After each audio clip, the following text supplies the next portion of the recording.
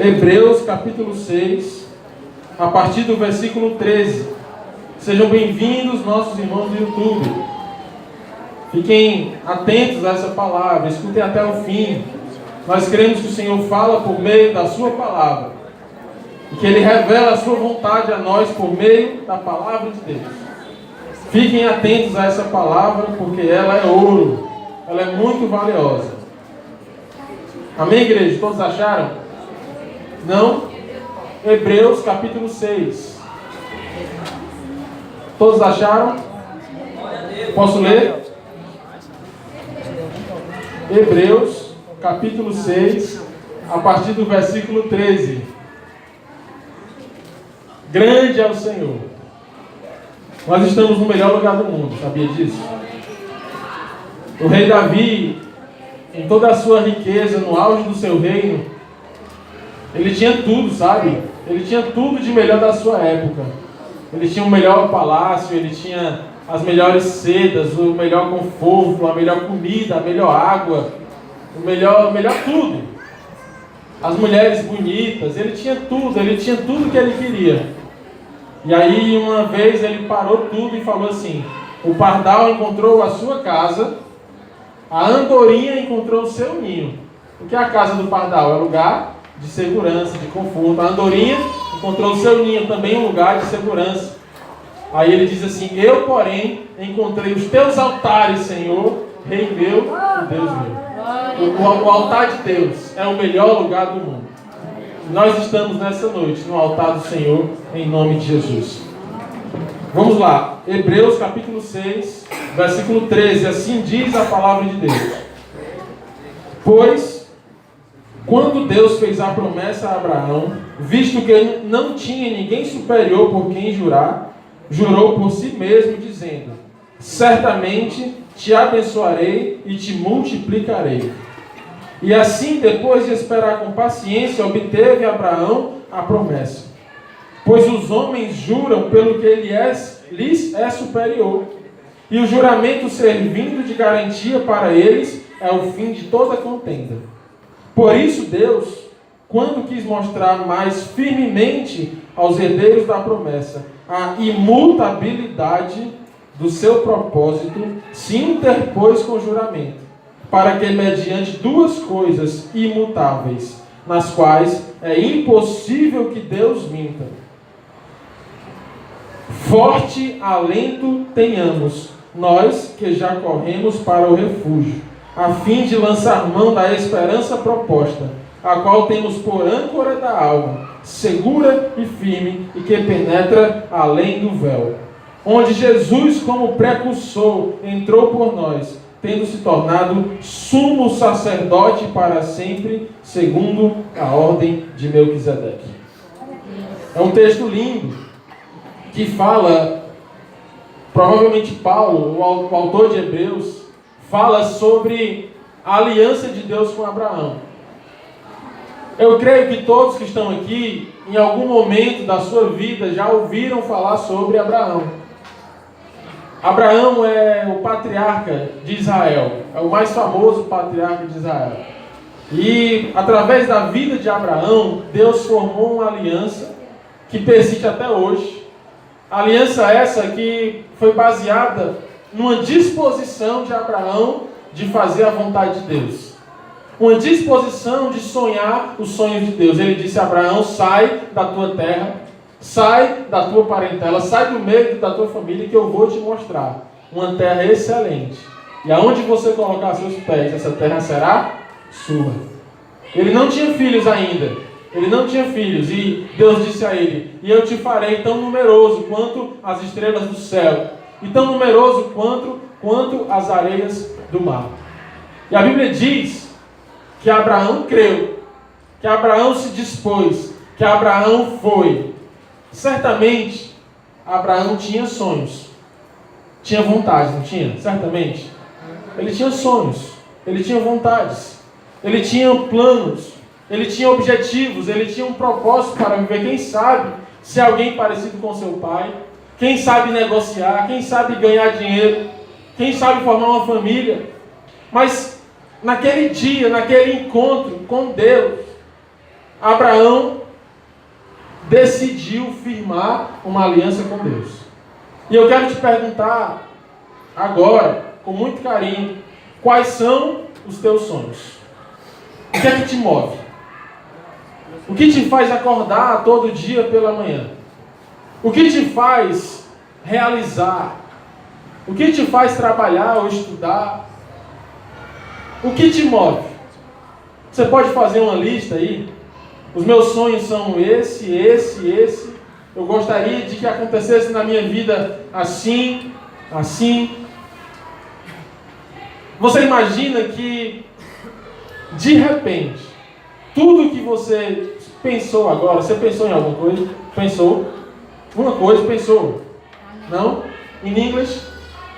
Não também. Você pensou em alguma coisa? Se de repente isso se realizasse na tua vida, agora. Quem sabe um dinheiro que você precisa? Quem sabe um companheiro ou uma companheira? Quem sabe a saúde de alguém?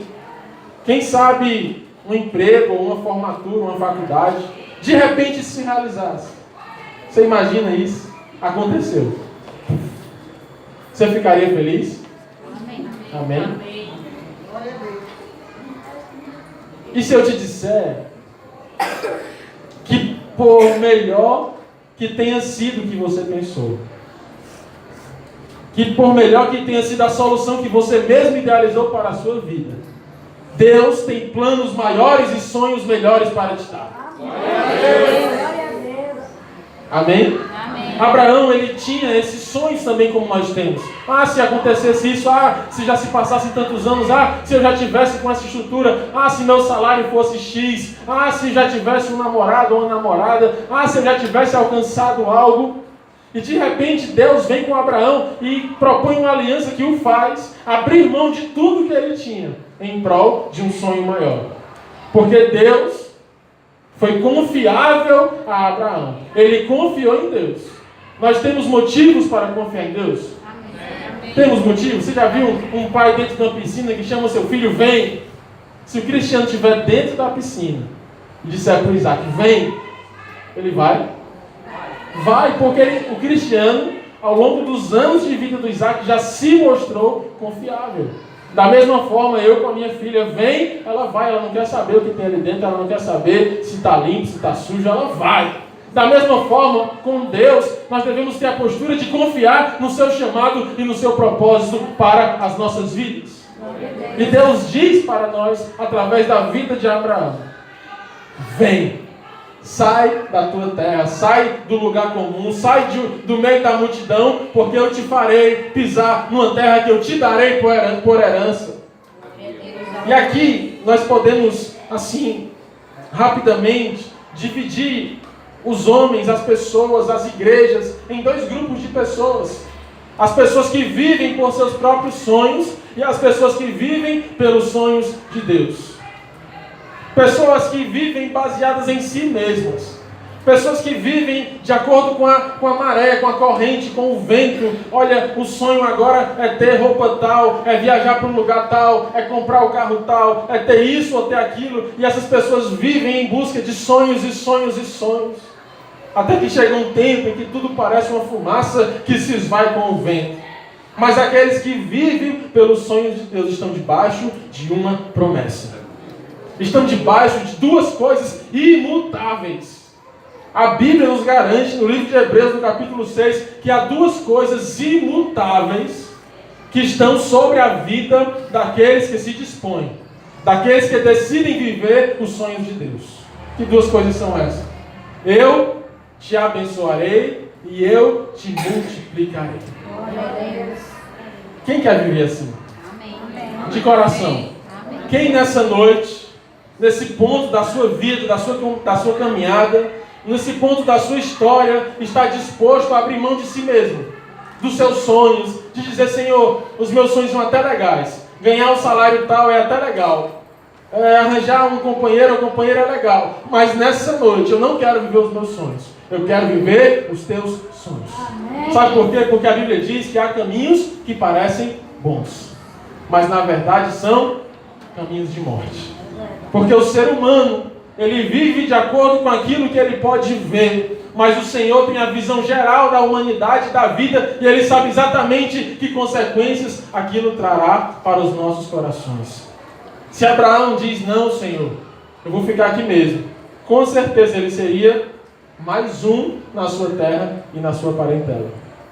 Há uns anos atrás eu peguei um ônibus chamado Parangaba Náutico. Quem já pegou esse ônibus, Parangaba Náutico, 029? Pensa num ônibus lotado de manhã cedo. E aí, eu estava dentro desse ônibus, e aí subiu um missionário. E ele se agarrou assim, ele ficou em pé na plataforma daquelas cadeiras de prioridade, enganchou o cotovelo assim na parte de cima e começou a pregar. E ele disse assim, quem gosta de M&M, né? Ele querendo animar o povo 7 horas da manhã, trabalhar indignado, né? Todo mundo naquele clima de não fale comigo. E ele, quem gosta de M&M, né? Aí ninguém respondeu, vocês são surdos, ninguém gosta de M&M nesse ano. E começou a brincar. E eu comecei a prestar atenção naquele homem, né? E aí ele disse assim, você já viu um diazepam? Né? Um remedinho redondinho, um azulzinho, ele parece um M&M. Se o teu filho... Aí ele perguntou, quem tem filho aqui? Ninguém respondeu. Ninguém tem filho nesse ônibus. Aí o pessoal, eu tenho, né? Querendo que ele calasse a boca, eu tenho. Ah, você tem filho. E se ele te pedisse um diazepam, pensando que era um M&M, você daria? Aí a pessoa disse, claro que não, né? Por quê? Porque vai matar ele. Mas e se ele chorasse? Não daria. E se ele esperneasse, eu não daria. E por que às vezes a gente pede tantas coisas a Deus e Ele não nos dá, e a gente fica chorando, esperneando? Né? Aí aquilo chocou o pessoal do ônibus, o pessoal começou a prestar atenção no que ele estava pregando. E essa é a realidade. Às vezes a gente olha para uma coisa que é ruim e pensa que é boa, e fica pedindo. Ah, isso vai resolver os meus problemas, isso vai resolver a minha vida. Eu quero te dizer nessa noite que Deus sabe o que é melhor para nós. Deus sabe como resolver a nossa vida. Os caminhos de Abraão não eram caminhos lindos aos primeiros olhos. Você sair da sua terra, sair da sua família, ir para uma terra estranha, no meio do deserto, não parecia um bom convite. Mas ele confiou em Deus, porque ele sabia que Deus seria fiel para multiplicar e para abençoar a vida de Abraão. Esses planos, esses sonhos, eles são imutáveis. E o autor de Hebreus, ele classifica essa imutabilidade como âncora da alma. Ele diz assim, olha, essas promessas de Deus, que estão na vida daqueles que vivem os sonhos de Deus, estão na vida daqueles que abrem mão da sua vontade, das suas besteiras, das suas coisas. São promessas que dão âncora à alma. O que é isso? Que apontam para um lugar seguro, um lugar firme, um lugar estável. Vem a onda de um lado e não leva. Vem a onda do outro e não leva. Permanece inabalável. Âncora da alma. E Jesus, no mesmo propósito da vida de Abraão, da profecia sobre a vida de Abraão, ele diz, buscai primeiro o reino de Deus e a sua justiça, e todas as coisas vos serão acrescentadas. Mateus 6, 33. Ele diz que o caminho da vitória, o caminho da felicidade nessa vida está em buscar, em primeiro lugar, o reino de Deus e a sua vontade. Você percebe que Deus não promete a Abraão uma vida em que ele vai ficar pedindo bênção. Abraão, peça, não. Ele diz assim, eu te abençoarei. Eu, diz o Senhor, te multiplicarei. E por que é que a gente fica pedindo tanto a Deus bênção e multiplicação e prosperidade? Se a Bíblia diz que quando nós vivemos os sonhos de Deus, automaticamente, por iniciativa do céu, nós somos multiplicados e abençoados nessa terra. E ele diz, eu te abençoarei. Ou seja, o que você fizer pelos meus sonhos será abençoado. Esse é o princípio. Mas como é que a gente faz na verdade? Vamos falar de vida real, português, claro. As pessoas fazem as coisas do seu jeito, da sua maneira, e depois pede para Deus abençoar. Não é assim? Arranja um namorado que quer, na hora que quer, do jeito que quer, e aí depois que arranja, diz, Senhor, abençoa o meu namoro. Depois que está feito, depois que está colocado, depois que não tem mais jeito, aí você, Senhor, abençoa o meu namoro.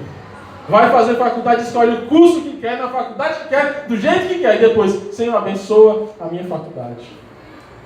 Faz as coisas às vezes até ilegais. Aí depois diz, Senhor, abençoa esse negócio aqui. Não é verdade? Na semana passada eu vi uma postagem de um traficante. Ele tinha acabado de cometer um ilícito e postou na internet. Senhor, que Deus abençoe esse negócio que eu estou fazendo. Sabe por quê? Porque as pessoas não querem pagar o preço de abrir mão e deixar que Deus decida e que Deus construa. Porque já será abençoado de fábrica. Já vem do céu abençoado sobre nós. Já vem de fábrica. Você quer viver uma vida que já é abençoada de fábrica? Pois antes de tomar suas decisões, viva os sonhos de Deus. Viva os sonhos de Deus. Eu te multiplicarei. Quem aqui quer prosperar? Amém. Não? 5 pessoas. Amém. Amém. 7 pessoas querem multiplicar. Estou brincando. Quase todo mundo, né? E, mais uma vez eu digo, para quem vive sonho de Deus, é multiplicado de natureza. Já vem multiplicado de fábrica. Mas qual é o problema? Que a gente quer multiplicar do nosso jeito e depois pede para Deus, Senhor, não está dando certo, vem multiplica, vem prospera a minha vida. Houve um dia em que Davi, ele chamou Joabe, que era o seu chefe do exército, o chefe do seu exército. Davi, o rei Davi de Israel, já no auge do seu reinado, já depois de muitas vitórias, ele chamou Joabe e disse, Joabe, vá por todo Israel e conte os nossos guerreiros. Vá em cada tribo e pergunte quantos homens tem em cada tribo que sabem levantar uma espada, que sabem guerrear. E aí Joabe olhou para Davi e disse, tem certeza? Por que agora o Senhor rei tem prazer nisso? Por que o Senhor tem prazer em contar o exército? Aí Davi disse, vá assim mesmo. E Joabe foi, contou, e ele passou muitos dias viajando, e ele voltou com um número. Sabe qual foi o número? 1.300.000 soldados. 1.300.000 soldados. Aquilo, a Bíblia diz que trouxe prazer ao coração de Davi. E ao mesmo tempo que o prazer de ouvir Davi, você tem 1.300.000 soldados. Isso é prazeroso ou não é para um rei? Você tem um exército grande de homens valentes, 1.300.000. Só que há uma coisa imutável na Bíblia, que Deus não trabalha com a matemática dos homens. A matemática do colégio, ela serve muito bem para passar no Enem. Ela é ótima. Mas para trabalhar com Deus e com o reino espiritual e sobrenatural, a matemática não conta. E aí quando Davi se alegrou naquele número, a Bíblia diz que ao mesmo tempo veio sobre ele a consciência do pecado e ele disse, eu pequei gravemente contra meu Deus. Por quê? Por quê? Porque ele começou a contar o seu braço forte. Ele começou a contar na matemática com quantos homens ele poderia contar. Mas na verdade, ele sendo um menino sem matemática, sem força, venceu um leão. Que matemática é essa? Ele, um menino, venceu um urso. Ele, um menino, venceu um gigante. Ele, com poucos homens, derrotou 1.000 filisteus. Ele com 400 homens da caverna de Adulão, ele conquistou um grande exército, um grande território para Israel. Contra a matemática, contra a lógica. Não coloque a sua matemática no seu ministério ou nos propósitos de Deus. Porque se você viver os sonhos de Deus, a matemática do céu trabalhará ao seu favor. Glória a Deus. Gideão com 300 derrotou os midianitas. Tem muitos exemplos. Com 5 pães e 2 peixinhos, Jesus alimentou toda uma multidão. Aleluia. Está entendendo o que eu estou falando? Não, a igreja está aqui hoje. Amém. Com 12 discípulos, Jesus espalhou o evangelho por toda a terra. Glória a Deus. Com 12 discípulos, 12 homens, 12 pecadores. Jesus espalhou o evangelho por toda a terra. Sem internet, sem YouTube, sem imprensa, sem jornal. Até hoje nós estamos aqui com essa Bíblia porque a matemática dos homens não influencia na matemática do céu. A matemática do céu diz que do nada Deus pode fazer tudo aquilo que nós precisamos. A terra se rende ao céu. Às vezes a gente está passando por situações, sabe, que a gente olha para a matemática e a gente se entristece, se frustra. Você olha para a sua conta bancária e você vê uma matemática vermelha, negativa. Você aprende a trabalhar com números negativos, né?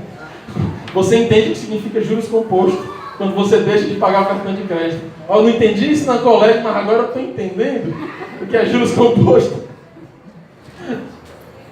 Porque a matemática da terra, ela nos assombra, sabe? Ela nos entristece. A matemática da terra, ela nos tira a âncora. Mas a matemática do céu, ela é perfeita, ela é milagrosa e ela acontece na vida daqueles que vivem os sonhos de Deus. De que resolvem, na vida daqueles que resolvem se entregar totalmente. Porque se nas coisas imutáveis Deus faz a âncora dos homens, nós estamos vivendo um tempo de gente sem âncora. Gente sem âncora. Desancorados. Sabe o que é isso? Já viu um barco solto a ermo no meio do mar ou no rio? Para onde a correnteza apontar, ele vai. Se vier uma onda e jogar ele nas pedras, ele se quebra. Se levar para longe, ele vai. Se trouxer para perto, ele vem. Porque ele não tem âncora. As pessoas hoje em dia, em nossa cidade, estão demonstrando características de pessoas que vivem sem âncora, que são levadas pelo vento, levadas pelas ondas. Mas quem vive pelas promessas de Deus, pelos seus sonhos, são pessoas que têm a sua alma bem firmada no Senhor. Desancorados. Você já se sentiu aqui desancorado? Esse texto ele fala sobre os imutáveis de Deus. Eu te abençoarei. A Bíblia diz que quem jura, jura por alguém superior a você, ou por uma promessa superior à sua. Eu juro pela minha mãe. Já ouviu isso? Eu juro pelo quê? Pelos meus filhos. Né? E aí Deus diz assim, o autor de Hebreus diz, e Deus, não tendo ninguém superior a si mesmo para jurar, disse, eu juro por mim mesmo, que é impossível que não se cumpra. Eu te abençoarei, eu te multiplicarei.